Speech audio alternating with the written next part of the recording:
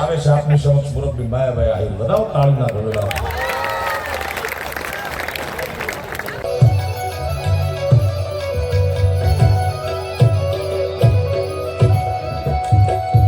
આજ રોજ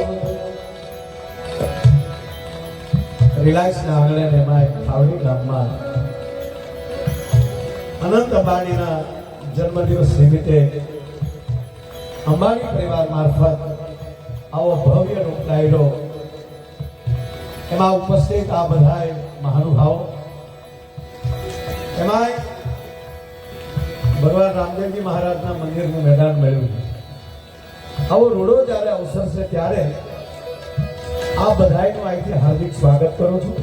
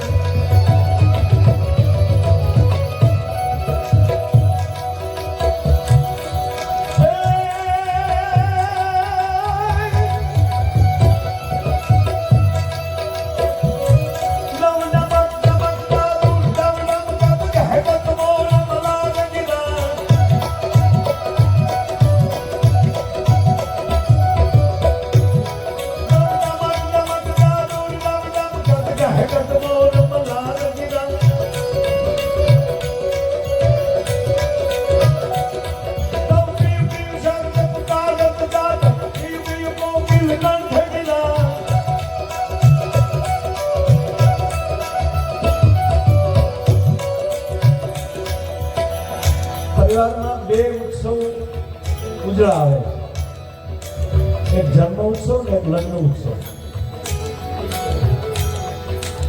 આ બંને ઉત્સવ અહીંયા ઉજવાઈ ચૂક્યા છે કહેવાનો મતલબ.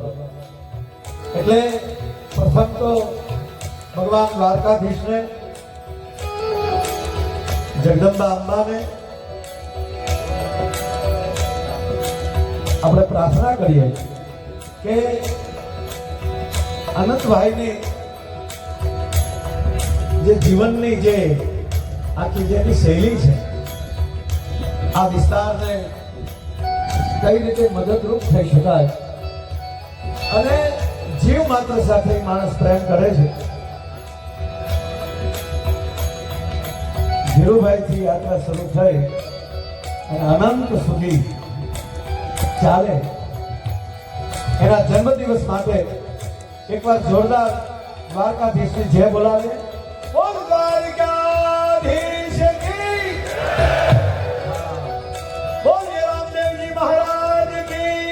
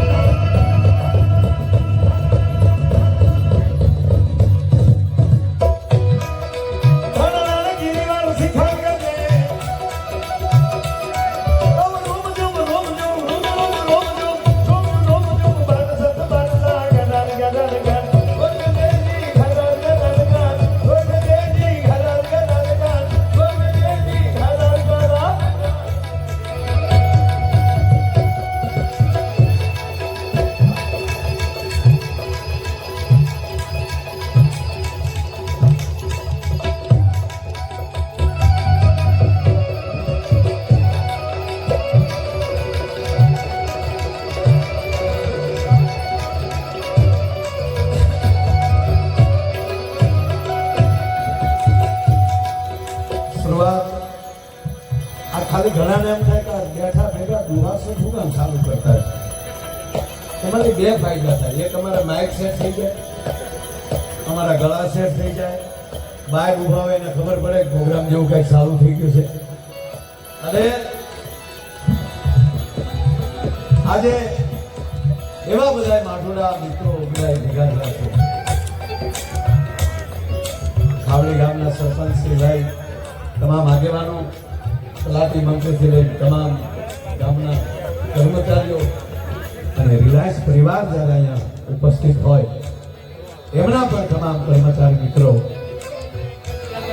આજનો આનંદ એવો આવે છે કે એક વિસ્તારમાં એક કોઈ સારી વ્યક્તિ આવે તો ઉજળા કામ થાય.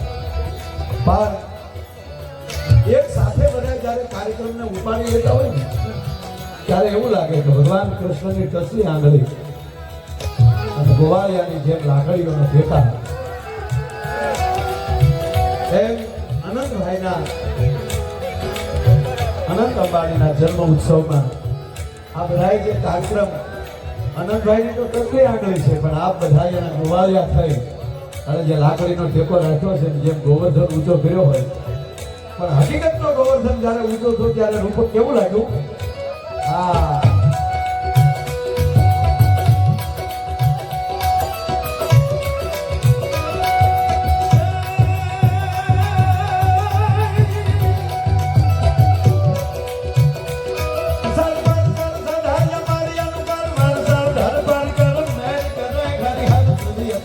હરિયતી મન હર હરિયતી યુરિયા રત ભરે.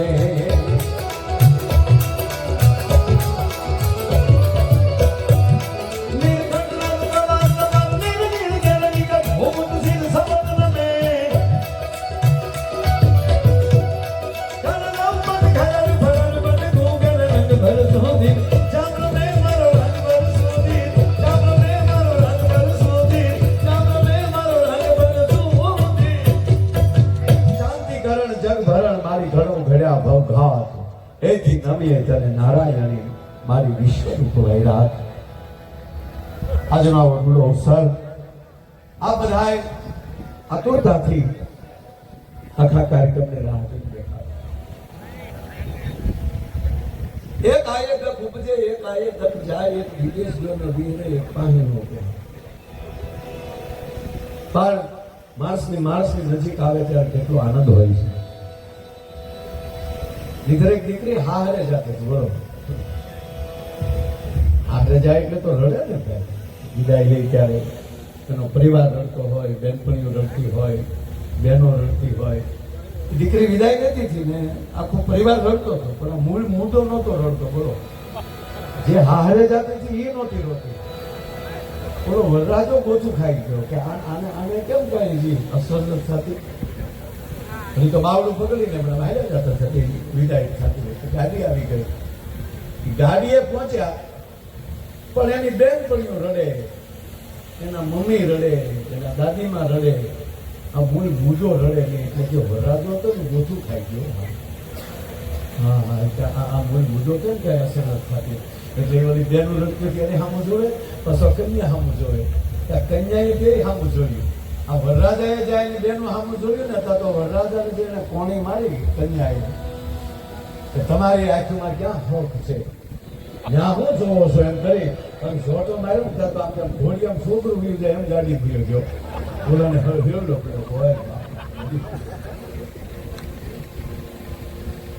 પછી કન્યા પાછી ફર્યો. પાછી ફરી અને જેની બહેનો રડતી હતી, એના માસી રડતા હતા, એના મમ્મી રડતા હતા, એના દાદીમાં રડતા હતા. એ બધાને મળી ગઢલા લાવો. રોવા શું બેઠું છે? શું બનાવડા પાડો? શરમ નથી આવતી? હું પહેલી વાર હારે જાઉં છું.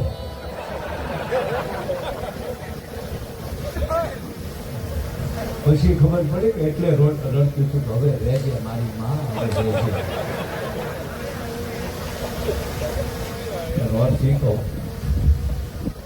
આ કેવલ જોક્સ નથી, પણ આપણે કહેવત છે માણા લગ્ને ખોવાય. કાર્યક્રમો રૂડા થાય છે. ભારત વર્ષ આજ કઈક સનાતનની એવી ચેતના બાજુ જઈ રહ્યું છે. સાહેબ, કોઈ મંદિર આજે ખાલી નથી. કોઈ નાના એવા સમાજ હોય એના માતાજીના થડાનો એમ કહેવાય કે એનું મંદિર નાનું નાનું નથી અત્યારે પોતપોતાની ફેર પ્રમાણે. નહીં તો એક સમય એવો હતો કે કાર્યક્રમો કરવા પણ શેના કરવા એમ. આપણે ગામડામાં કથા થતી ને 40-50 વર્ષ પહેલા હું નાનો હતો ત્યારે મેં જોયું.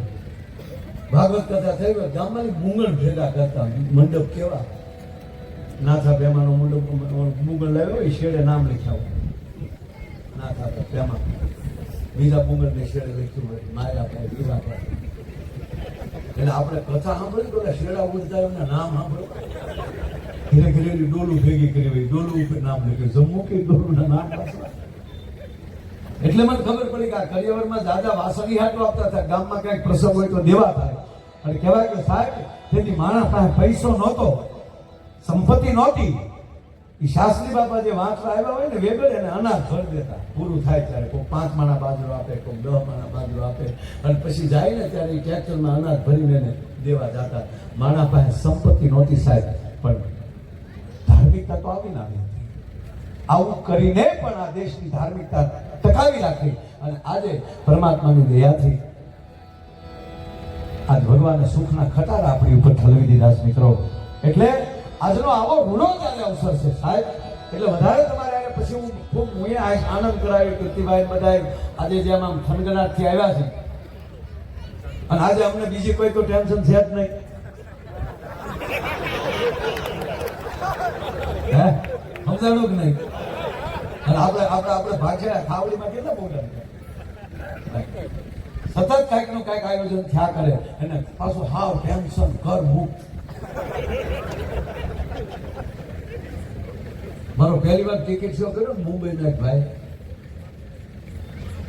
હવે એક તો મારું નામ માયાભાઈ હાવ શરૂઆત કોઈ જાત ઓળખે નહીં તેથી મોબાઈલ નહીં થાય. એટલે કે આ ભાઈ આવ્યા એ કરશે હું એટલે માણા આવ્યું પણ કોઈ ટિકિટ ન લીધી. તેથી 50-50 રૂપિયા ટિકિટ ભાઈના સોળમાં રાખે કોઈ આવ્યું નહીં. બહાર ઉભા અમે આ બધું મેળ કરી બેઠા. આયોજકોને કીધું બધું કામ કે બહાર પબ્લિક બહુ છે પણ ફસા લેતા નથી. હું તો હવે આવી ગયા છે તો આવ્યા ભેગા આવ્યા ખોલ નાખો ને દરવાજા મફત કીધું તો હોડું બોલો આયોજક કે મને કે હવે શું કરવાનું? મેં કીધું હવે દરવાજો બંધ કરો બહાર નીકળવાનો ખબર જો એમ કરીને હલો કરી ખબર પણ એ તો આનંદની વાત છે બાપ.